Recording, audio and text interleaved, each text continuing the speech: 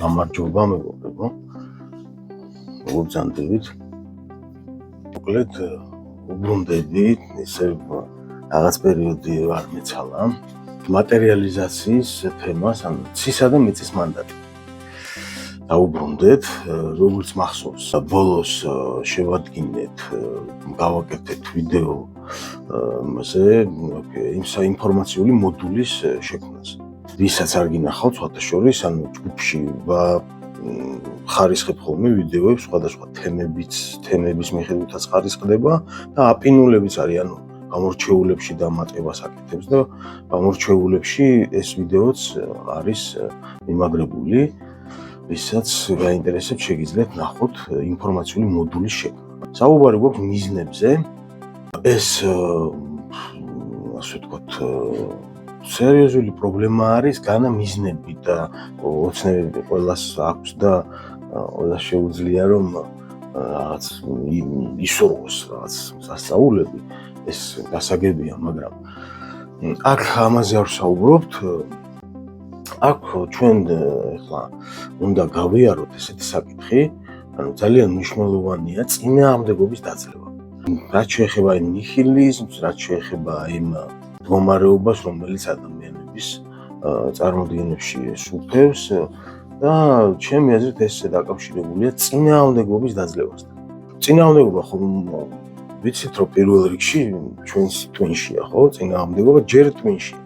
გასაგებია რომ გარეთ რაც არსებობს რაღაც ბერკეტნისინი დაბკოლებები და წინააღობები, მაგრამ თუ კი ადამიანი რაღაც მიზანს დაისახავს, შესაძლებელია რომ მან მოახერხოს და გადალახოს ის გარეთ არსებული წინააღმდეგობების, რამდენადაც ეს რეალურად შეესაბამება და რელევანტურია, ასე ვთქვათ, მისი მიმდინარე მდგომარეობის. სხვათა შორის აქ მინდა მოკლედ თქვა, რომ ლაივები კარგია უფრო.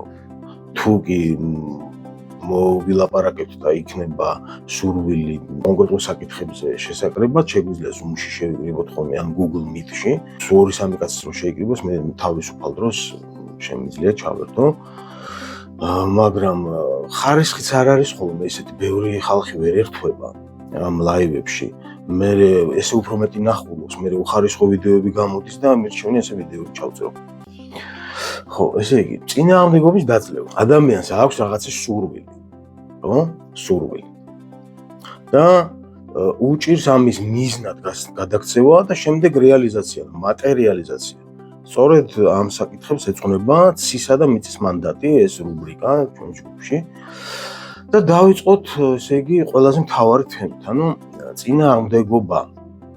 ეხლა მოდით ჯერ გავიმარტოთ რა არის მიზანი საერთოდ, ხო? ანუ მიზანი სურვილი სხვა რამეა. სურვილი არის ბევრი რამე ვიმეორებ შეიძლება ისურვოს ადამიანს, მაგრამ მიზანი არის მაქსიმალურად დაზუსტებული, განა დეტალიზებული. დეტალიზაცია კიდე სხვა რამეა. დეტალიზაცია საჭიროა დაზუსტებაში, მაგრამ დაზუსტება კიდე უფრო სხვა რამე არის. ანუ მიზანის, სწორი მიზნის დასახვაში ძალიან დიდი მნიშვნელობა აქვს დაზუსტებას. მიზანი არის დაზუსტებული შედეგი. რა შედეგიც გინდა მიაღწიო და ხშირად ადამიანები როდესაც აზუსტებენ, ანუ დაზუსტება ცოტა სხვა ტექნოლოგიით ხდება. აქამდე მივალთ. მას ისეთი წინააღმდეგობია, ეხლა ცოტა გავშალე ეს თემა, დიდი თემაა სხვათა შორის და რა ვიცი, მგონია რომ სასარგებლო საქმეს გავაკეთებ ამით, თუ კი ადამიანებს დავეხმარებით იმაში, რომ აი წინააღმდეგობა დაძლევა. პირველ რიგში შინაგანი წინააღმდეგობა. თუ კი დაისახავს ადამიანი მიზანს, უკვე სტრატეგიები და გეგმები და მოქმედებები უკვე ვთქვათ ადვილად შედარებით ადვილად ხორციელდება, თუ კი მიზანი არის რელევანტურად შესაბამისად დაზუსტებული, ხო? გადავდივართ შემდეგ ინფორმაციული მოდული ხო შევქმნით, ვიმეორებ ვისაც არ გაქვთ ნახე იხილეთ, ეს ვიდეო არის ჯგუფში, ინფორმაციული მოდულის შექმნა და რა თვისებები აქვს და როგორ იქნება, ენერგიის გავსებამდე ამ ყველაფრის, ანუ ის შემდეგ ნაბიჯებამდე უნდა მივიდეთ და დავიწყოთ წინააღმდეგობის დაძლევა. ის რას ვაკეთებთ ამისთვის, რა?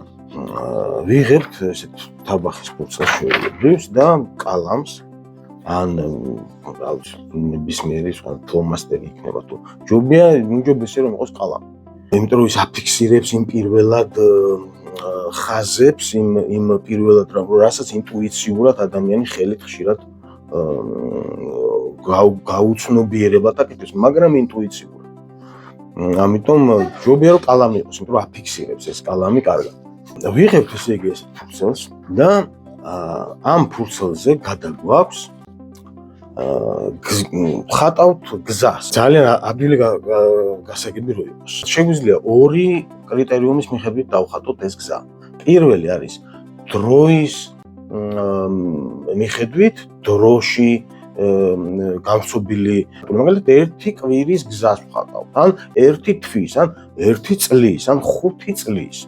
მაგრამ ადვილი რო იყოს, თავიდან ვაკეთებ ერთი კვირის, მაგალითად, ამ კვირაში რას ვაკეთებ, რა? პირობითად ვამბობ, რომ კახეთში მივდივარ და აი როგორ წარმომიდგენია ეს გზა. არ ვაკეთებ მიხვეულ-მოხვეულს, არ ვაკეთებ ამას, ვხატავთ სწორად, ეხლა მე დავხატავ მაგალითად და გაჩვენებ, ანუ ხატავთ სწორად მივდივარ კახეთში, ჯერ ვიღებთ ესე იგი საწყის და ბოლო წერტილს, ანუ აი თქო, სადაც ახლა ვიმყოფები და თქო კახეთში ჩავიდე და მე ხო უკან უნდა დავბრუნდე, ამიტომ ერთი ცენტრალური გზა არის. ერთ ცენტრალურ ხაზს ვაკეთებ, ერთი ცენტრალურ გზაში. შემდეგ, როგორ წარმომიდგენია გზაში რას გავაკეთებ, ანუ გავჩერდებისადმე მაგალითად შევივლი და აგერ თქვა ჩავასხამ საწვავს მაგალითად. პირობითად, ხო, ეს ერთი ხაზი, ანუ ჩვენგან ზემოთ ვაკეთებთ, ანუ დავხატავ და გაჩვენებ. სხვა საწვავი, მე თქვა რაღაც მაღაზიაში შევივლი.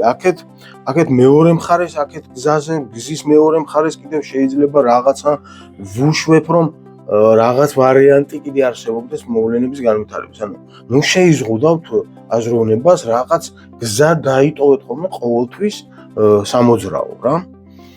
და თუ კი იმ გზაში, ხო, აი თქვა მაგალითად პირობითად, ხო, აი აქ ჩავასხი საწვავი, გადავუხე, მე ისე დავდექი გზაზე წავედი, მე თქვა აქ მაღაზიაში შევიარე, მაგრამ მანამდე აი აქ მეორე მხარეს წყარო რო არის ხოლმე ტრასაზე. გავაჩერებ მანქანას და გადავდივარ და წყალს ვამ აქ. ხო, ანუ მაგრამ აქ ხო წყაროსთან თქვა თუ მომინდა და ტყეში გავისეირნე 15 წუთი, 10 წუთი, ხო? აქ მიახატეთ ესეთი მიახატეთ კიდევ სხივები რა, ანუ დაუტოვეთ სააზროვნო სივრცეები თქვენს გონებას, აი ამ წყაროსთან გასასვლელ გზაზე კიდევ აქეთ გადასახლებ შეიძლება გავისეირნო რაღაც ტყეში.